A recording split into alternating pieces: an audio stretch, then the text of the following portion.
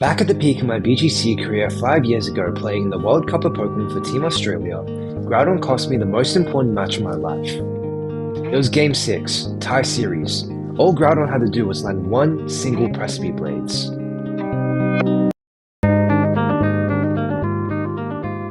Team Australia went on to have a disappointing performance in the 2021 World Cup, eventually being eliminated in the qualifier stage.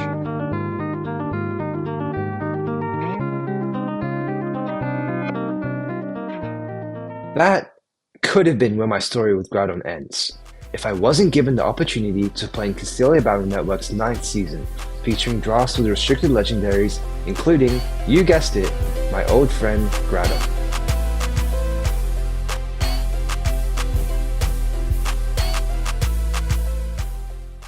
Real YouTubers play Pokemon Draft League.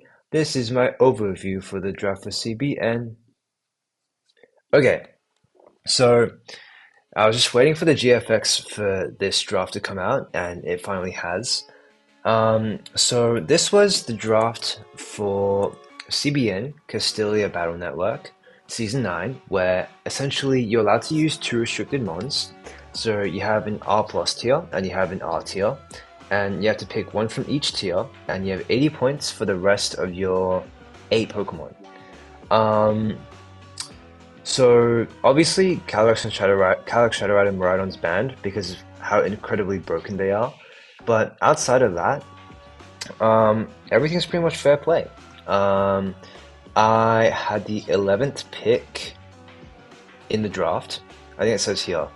Yeah, I was the 11th pick. So it meant that I didn't think I was going to get a really good restricted. Because if you look at the draft board, like, you go down. I assumed everyone was going to pick a restricted in the first round, but that didn't end up happening, and I managed to get Groudon. So when it was my pick, when it was finally my turn to pick, I was looking at 3 restricteds that I could pick from, and I guess like obviously now you guys all know that I did pick Groudon, but it was between Groudon, Zacian, and Zamazenta. Zacian was a beast in Gen 8. Pretty much in Series 10, which is one of my favorite formats, it went on a rampage, even outside of Series 10, even in like Dynamax, like it saw like a ton of usage, obviously, but with this generation, it got nerfed by 20 attack, and Intrepid Sword only boosts its attack once during the match. Oh, and I forgot to mention, but your restricted Pokemon, it can't Terra, so you can't use Terra on any of these R plus or R tier restricteds. And my other option I could go for was Zamazenta. Obviously, it's been picking up a ton of usage in this current format with body press, and I would probably like see some like Iron Defense body press most weeks. It's super bulky, it can hit pretty decently hard with body press. So I kind of had like decent options. I didn't end up picking Groudon, however, because I felt like it was just super easy to build around. I was trying to like come up with a couple of like mock drafts before the actual draft itself, and I just felt like Groudon had so much synergy with so much stuff. Like, you compare with like most fire types just do well with it, like Ogerpon, hell, even Charizard. A lot of the photosynthesis Pokemon really enjoy being partnered with Groudon as well. You can just do a ton of stuff with it, like Jumpluff, Chlorophyll as well. Obviously, there's a ton of synergy around that. And the reason why I didn't end up going with Zacian or Zamazenta, I think I'll break it down separately. For Zacian, even though it was like really strong in Generation 8, I feel like in this generation, it kind of falls off. The thing about it is that, the thing about Zacian is it's kind of like Mega Rayquaza in a sense that it doesn't really synergize well with anything else. It's kind of just like a standalone beast, okay? Like, you can't really use Zacian on a Trick Room composition, and using Tailwind for Zacian feels a bit like overkill. And you can't use Balance either, because Balance relies on hard switching a lot of the time, and Zacian, you don't want to switch it anymore because it only gets 1 Intrepid Sword boost. And the 20 less attack means that you're missing out on like crucial like KOs. Like, for example, you can't one-shot Landorus Incarnate anymore with Behemoth Blade because you have less attack now. And I just felt like even though like in theory +1 Behemoth Blade and Play Rough is gonna do a ton of damage, I just felt like in practice it would always like just barely miss out on those KOs. And even if it was like hitting super effectively, they could just run a resist berry like Roselli Berry or Burberry Berry, and then you kind of be cooked. They just like hit you back or double into you or something. As for like Zacian, with like all the nerfs it got, I just feel like I initially thought I really wanted Zacian because obviously you can't Terra and Fairy Steel is the best typing in the game, but I ended up not picking Zacian. Between Groudon and Zamazenta, I feel like what allowed Zamazenta to actually really shine in Regulation I was having Calyrex Shadow Rider, because Zamazenta itself isn't necessarily, it's a good Pokemon, but the reason why it saw so much usage was because of the fighting ghost coverage that Zamazenta Calyrex provided. And I feel like that was a really big reason as to Zamazenta's success. I feel like just like outside of Body Press, Zamazenta doesn't really do much else. Like you can run Snarl, you can run Wide Guard, but I just feel like Body Press was its only real set. I feel like I didn't really have much versatility. And in Draft League, where a format where like you want as much versatility and adaptability as possible, I ended up picking Groudon. Groudon has this really strong spread move in Press B Blades. I think for most teams generally want what they usually want is they want one strong spread attacker plus like one strong single target attacker. So this way it's like, imagine you're like clicking, for example, just like how Calyrex, Shadow and Zamazenta click Astral Barrage Body Press. It's like, for example, this duo could click Press V Blades, Ivy Cudgel. Basically, I think spread moves are really, really, really good. And having my restricted Pokemon being able to click spread move is really nice. And it gets like a ton of other options as well. Obviously with Drought, it makes it really easy to build around this. There's a ton of Pokemon I can build around it. I don't have to worry about being sniped or whatever. And it's just got really solid stats as well. And even though it can't Terra into like Terra 5, for example, I feel like it's not the end of the world. Like ground typing isn't the end of the world. Okay, with my next pick, I instantly knew I wanted Raging Bolt. Raging Bolt was kind of like seen as like half a restricted sort of in restricted formats, because its stats is literally just like a restricted Pokemon itself. The reason why Raging Bolt pairs really well with Groudon is because of photosynthesis. And so you usually get your special attack photosynthesis boost. And so if you pair that with like a Life Orb, Terra Electric, Thunderbolt, it just like one-shots so much stuff. Like you click Draco Meteor and you can literally just one-shot Incineroar. On top of that, it's like Raging Bolt also just gets like other cool moves like Carmine, Snarl, Electro Web. It's really bulky. Another thing about Raging Bolt is its Electric Dragon. Something that I see a lot of Sun teams like make a mistake on is they over-rely on their Sunsetter. So they'll have like a team full of Chlorophyll users, they'll have a team full of like Fire types or like Walking Wakes or whatever. I personally don't agree with that, because I feel like your opponents can really easily just punish that by going for like a Rain Dance plus Water move. And like if I see my team like get completely just destroyed by Rain Dance plus a Water move, like I feel like it's not a good draft. And Raging Bolt is like the perfect punish to that. I feel like Raging Bolt though, just in general, is just a really solid pick. I feel like having it at 17 points is actually a little bit of a steal. I've seen some formats, some drafts where like they put Raging Bolt at 20 points. I think this Pokemon is just really good. Yeah. With my next pick, a little bit weird, I guess. Like there were probably better ones on the board, but I picked Sinistra. This is a Pokemon I really wanted to try out a lot recently.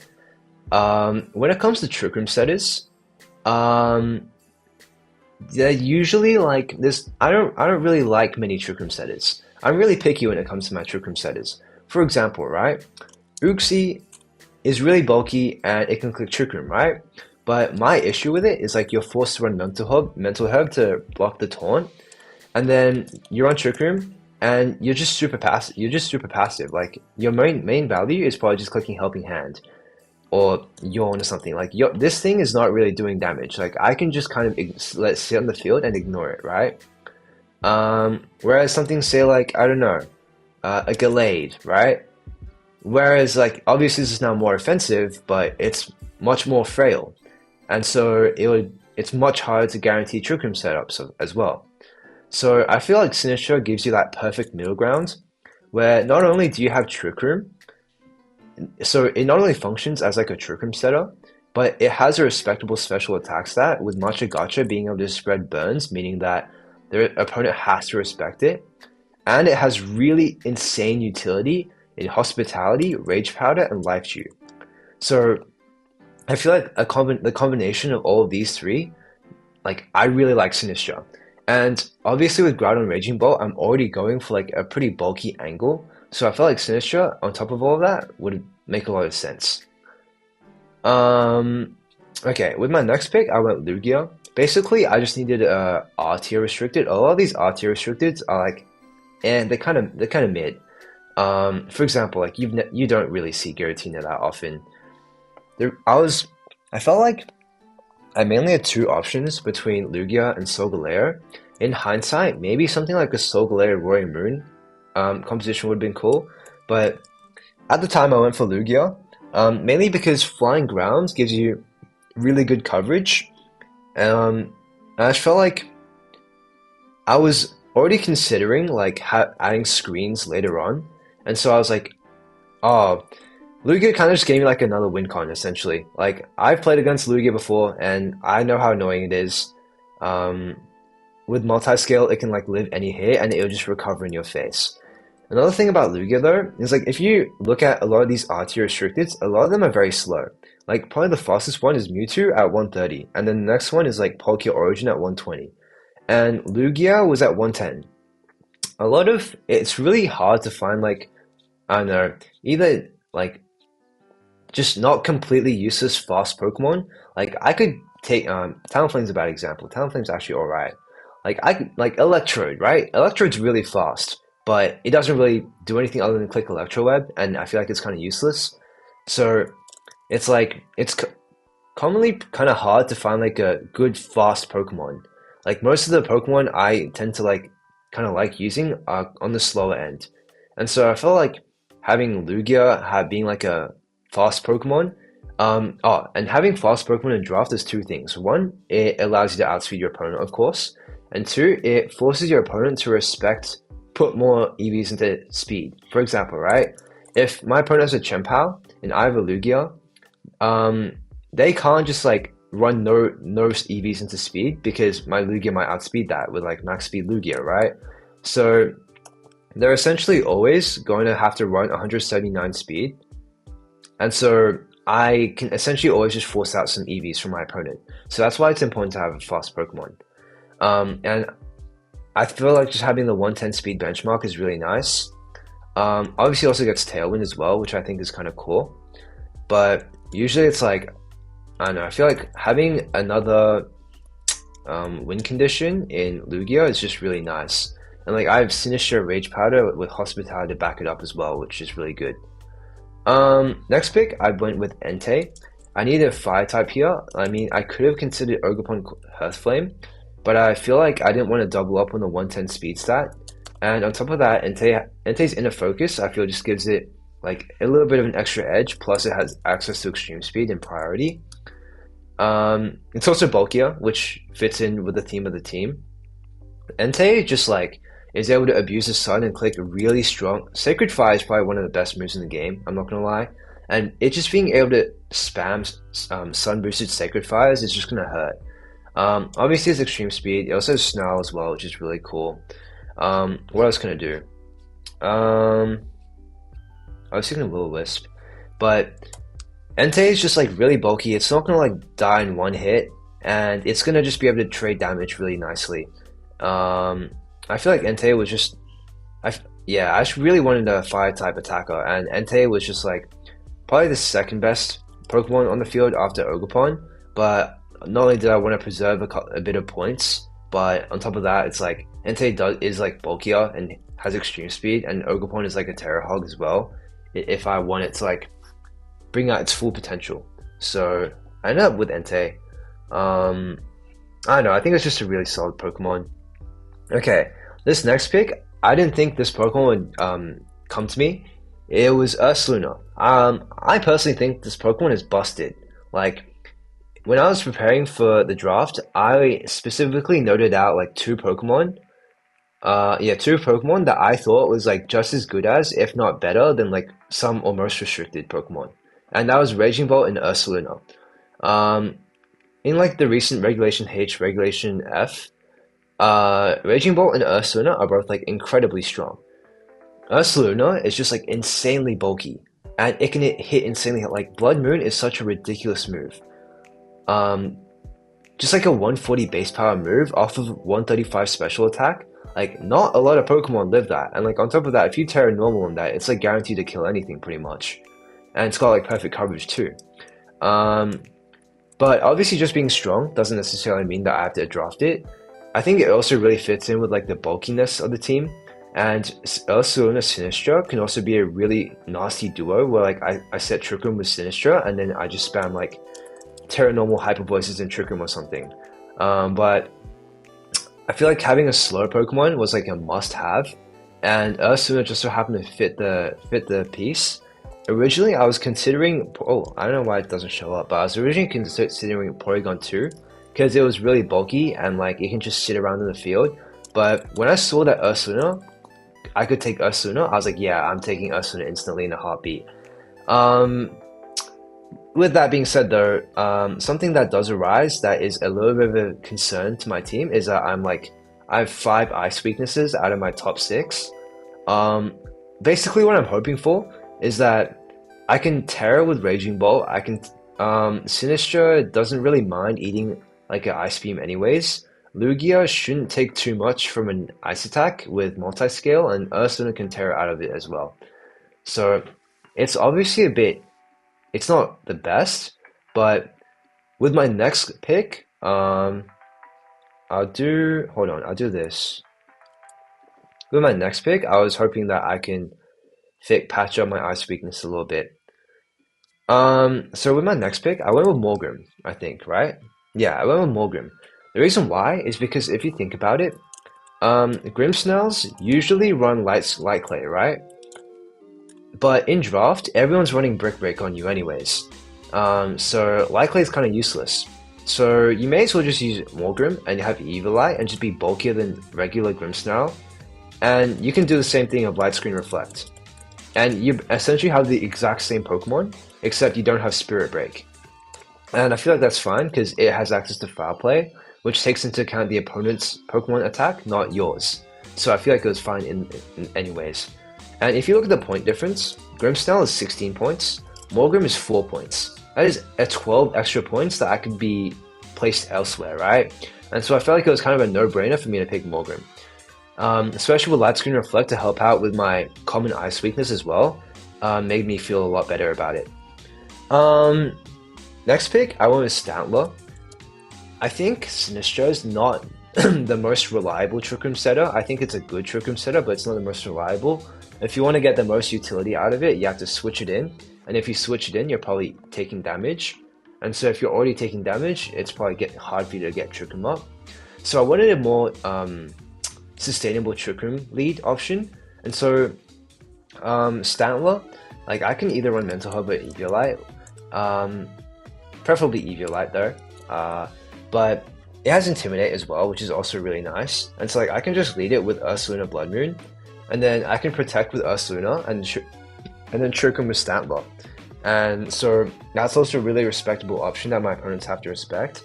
Also just Intimidate for 4 points is also just really nice, I feel. Next pick. Now I only had 2 points left, so it's 2 1-pointers. I wanted a Chlorophyll user, and out of the Chlorophyll users at one point, Gloom was the only one there. Even though it says it's 40 speed, like if you give it max speed, it still outspeeds base 130s in Chlorophyll in Sun. And obviously like you probably have to run Sash, you can have Sleep Powder, you have Pollen Puff, what else do you have? I do remember there was like, you have Acid Spray and you have After You. So it's like, it's pretty cool. It's pretty cool. For a 1 point Pokemon, like this has a lot of tools. And it's like, on a Groudon, on a Sun Team composition, like, I could definitely bring this 1 week. I probably shouldn't have revealed that to my opponent, but it is what it is. And with my last one remaining point, I was like, screw it, just give me Coughing, man. Like if my opponent has a Pokemon that's really reliant on their abilities, I don't know, maybe like Dondozo, like I can at least force out an ability shield. Or like neutralizing gas is just like I could like catch an opponent off guard potentially, like 1 week. I'll bring it that 1 week. And like with Eviolite, coughing's essentially just like the same thing as wheezing, if you think about it. And so essentially having like a budget wheezing for 1 point sounds like a pretty good deal to me. So all in all, I really like my team. Um, like I said, I was trying to draft a Sun team where it didn't feel like if my opponent clicks Rain Dance, I just instantly lose because a lot of Sun teams tend to usually do that. Um, I opted for a pretty bulky core, but I feel like I can still output a lot of damage as well. I feel like this team should be able to do pretty well. Should be able to do pretty well. I really like this team. I might or may not make a couple changes down the line depending on how I go, but I'm pretty happy with it for now. And so let me know what you think about my team, and I'll see you all in the next video. Bye.